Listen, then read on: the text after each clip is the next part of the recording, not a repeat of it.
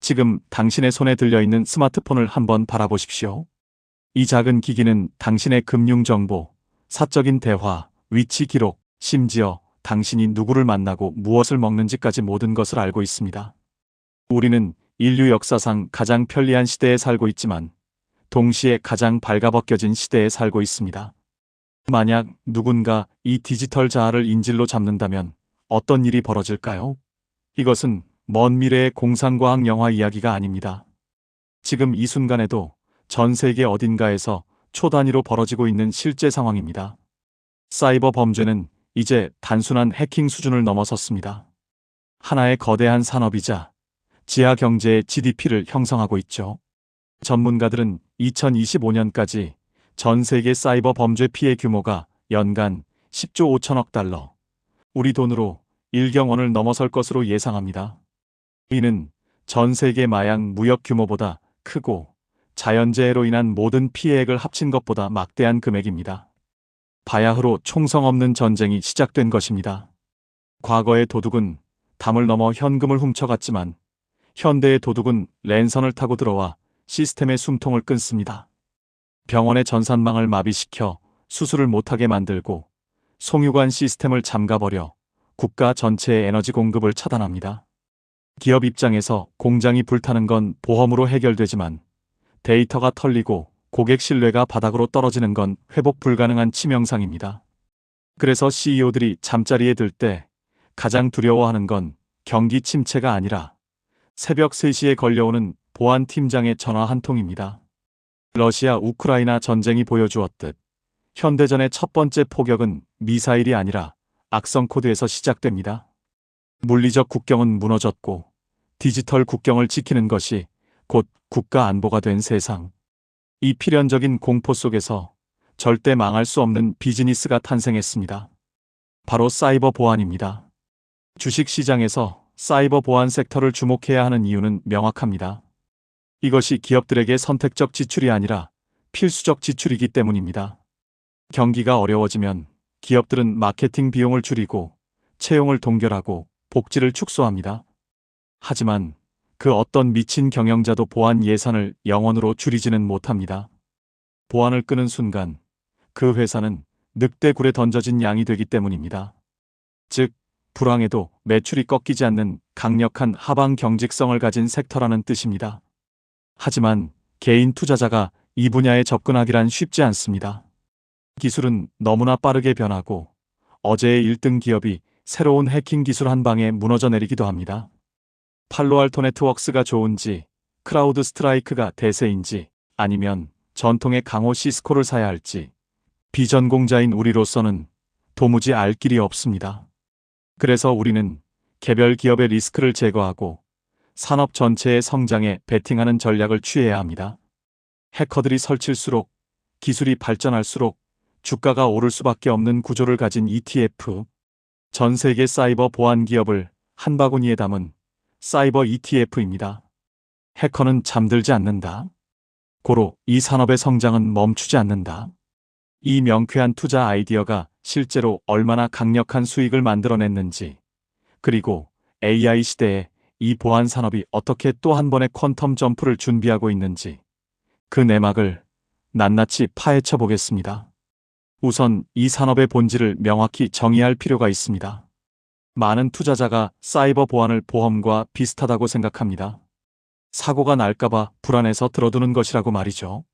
하지만 비즈니스 관점에서 보험은 사고가 나지 않으면 소멸되는 비용이지만 사이버 보안은 기업이 숨을 쉬기 위해 매달 납부해야 하는 세금이나 공과금에 가깝습니다. 전기 요금을 내지 않으면 공장이 멈추듯 보안 솔루션의 구독을 끊는 순간 회사의 모든 업무 시스템은 그 즉시 마비되거나 외부의 침입에 무방비로 노출되기 때문입니다. 더 무서운 건 이 비즈니스의 강력한 락인 효과입니다. 기업이 한번 특정 보안 업체의 시스템을 도입하면 이를 다른 업체로 바꾸는 건 거의 불가능에 가깝습니다. 전사적 자원 관리 시스템이나 클라우드 방화벽을 교체하려면 수개월 동안 시스템을 멈추거나 엄청난 인력을 갈아 넣어야 합니다. 보안 담당자 입장에선 구관이 명관이라며 쓰던 걸 계속 쓸 수밖에 없죠. 덕분에 사이버에 포함된 상위 기업들은 고객이 한번 들어오면 절대 나가지 못하는 아주 끈적끈적한 매출 구조를 가지고 있습니다. 비즈니스 모델의 진화도 눈여겨봐야 합니다. 과거의 알약이나 B3 시절에는 백신 프로그램을 한번 팔면 끝이었습니다. 하지만 지금은 모든 것이 구독 경제로 바뀌었습니다. 팔로알토 네트워크스나 크라우드 스트라이크 같은 기업들은 매달, 매년 사용료를 받습니다. 해커들의 공격 방식이 매일 진화하기 때문에 기업들은 최신 방어 업데이트를 받기 위해 평생 돈을 지불해야 합니다.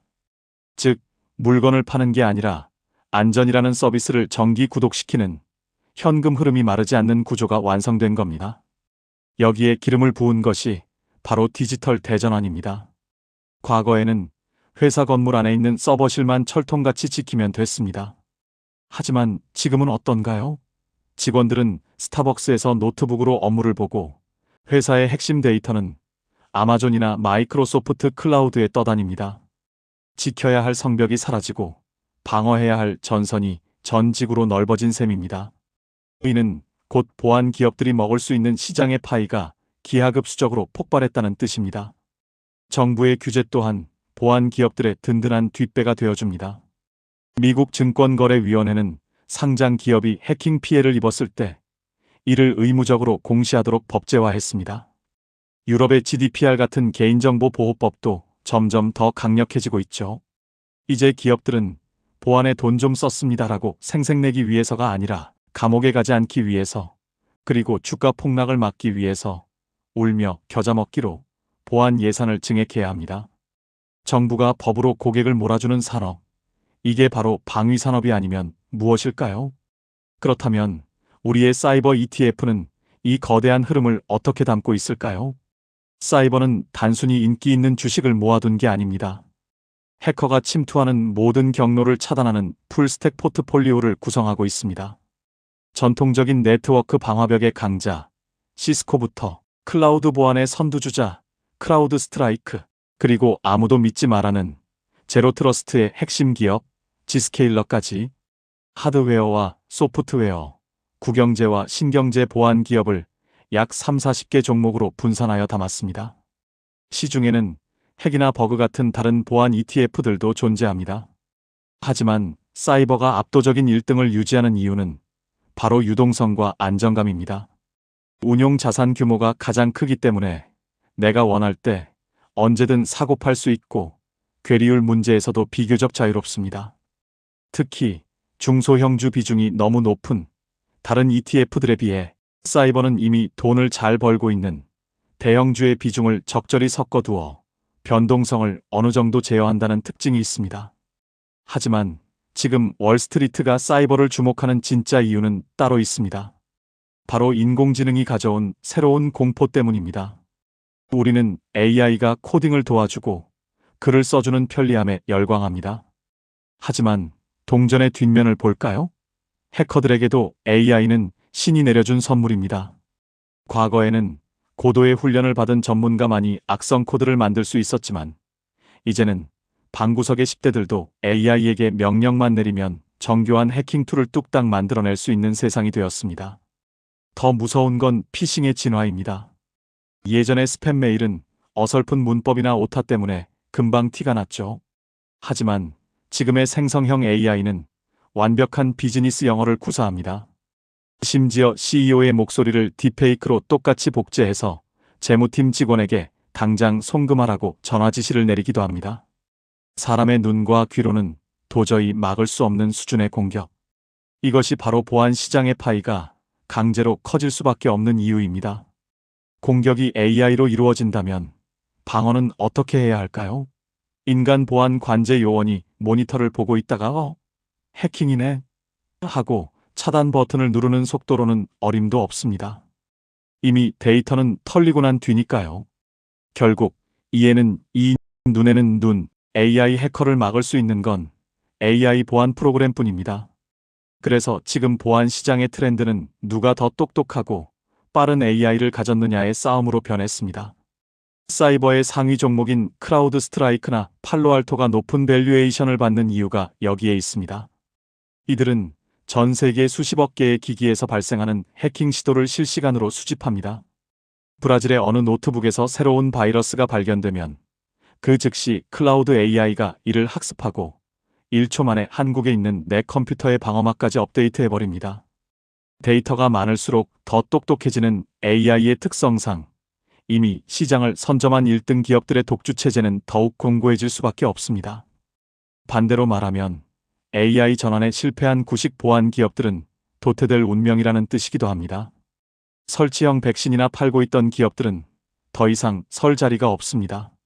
사이버 ETF는 주기적인 리밸런싱을 통해 이런 지는 해를 솎아내고 뜨는 해를 편입합니다. 개인 투자자가 일일이 기술 트렌드를 공부해서 종목을 갈아타는 수고를 ETF 운용사가 대신 해주는 것이죠. 우리는 그저 보안은 중요하다는 대명제에만 투자하면 됩니다. 하지만 사이버 투자에도 분명한 리스크는 존재합니다. 가장 큰 걸림돌은 역시나 가격입니다. 보안주들은 성장성이 확실한 만큼 주가가 비쌉니다. PER이 50배, 100배를 넘나드는 기업이 수두룩하죠.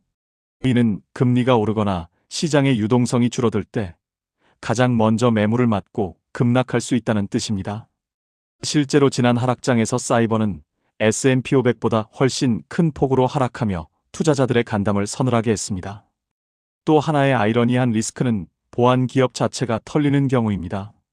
남의 집을 지켜주던 경비업체가 도둑을 맞았다는 뉴스가 뜨면 그 신뢰는 바닥으로 추락합니다. 과거 솔라윈즈 사태처럼 보안 프로그램의 업데이트 파일을 통해 악성 코드가 퍼지는 초유의 사태가 발생하면 해당 기업은 회복 불가능한 타격을 입습니다. 개별 종목에 몰빵했다면 계좌가 녹아내렸겠지만 그나마 ETF인 사이버는 이런 개별 기업의 악재를 분산시켜주는 방어막 역할을 합니다. 그럼에도 불구하고 사이버의 장기적인 방향성은 우상향을 가리키고 있습니다. 이유는 단순합니다. 세상이 발전할수록 해킹할 수 있는 대상이 늘어나기 때문입니다. 자율주행 자동차가 도로를 달리고 드론이 택배를 나르고 모든 공장이 스마트 팩토리로 돌아가는 세상.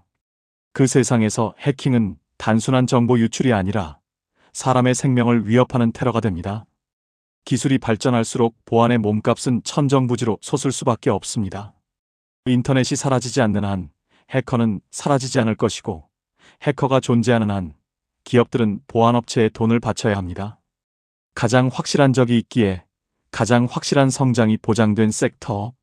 불황에도 멈추지 않는 디지털 방위산업, 사이버 ETF였습니다.